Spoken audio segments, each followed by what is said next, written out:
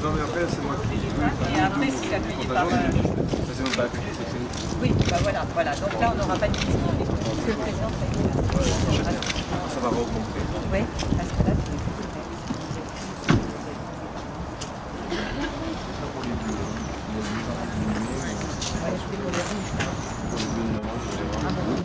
Transition énergétique, 9 milliards d'euros, dans lesquels les collectivités territoriales ont un rôle majeur à jouer. C'est ce que je suis venu dire et voir ici.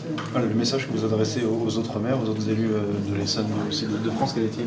Alors engagez-vous, et puis même le maire de Courcouronnes, puisqu'il y a d'autres projets ici, sur lesquels en plus on va pouvoir accompagner peut-être encore mieux que nous le faisions. Quand je dis peut-être, c'est que j'en suis même certain. Il y a des outils spécifiques liés à la Caisse des dépôts, via la dotation de soutien aux investissements locaux que nous allons verdir dans les critères pour justement permettre cette performance énergétique des bâtiments. Voilà. Donc là, il y a des moyens qui sont sur la table, il y a des outils nouveaux qui sont sur la table. Pour les seules collectivités territoriales, par exemple pour la Caisse des dépôts, c'est 2,5 milliards d'euros pour 5 ans, c'est énorme. 500 millions d'euros de dotation de soutien aux investissements locaux. Alors, ce sont des sommes qui sont colossales, mais maintenant, on le sait bien, c'est pas le tout d'avoir mis de l'argent sur la table. Il faut que cet argent il arrive jusqu'au territoire. Et pour qu'il arrive jusqu'au territoire, il faut qu'il y ait des projets. Et donc l'objet d'une visite un peu comme la mienne, c'est de faire cette pédagogie et essayer de faire en sorte que les élus se mobilisent, se retroussent les manches, et le font déjà bien souvent, et arrivent à demander à l'État un accompagnement de qualité. En tout cas, je m'en porte le garant.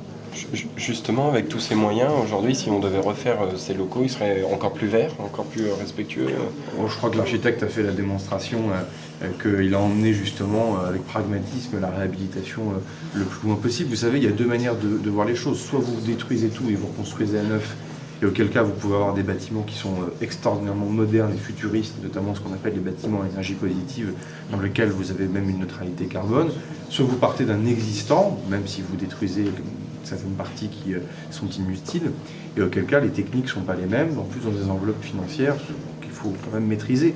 Donc là, oui, typiquement, vous êtes dans un bâtiment dans lequel et l'architecte et le maître d'ouvrage, donc la commune, ont emmené le plus loin l'ambition écologique. Mais on pourra encore aller plus loin demain si on accompagne encore mieux financièrement le maître d'ouvrage, ce qui permettra peut-être, pourquoi pas, également de prévoir de la production d'énergie propre, d'énergie verte, panneaux photovoltaïques, parce que même en Ile-de-France aujourd'hui, les panneaux photovoltaïques, ça fonctionne, et on peut encore effectivement performer ce genre de projet.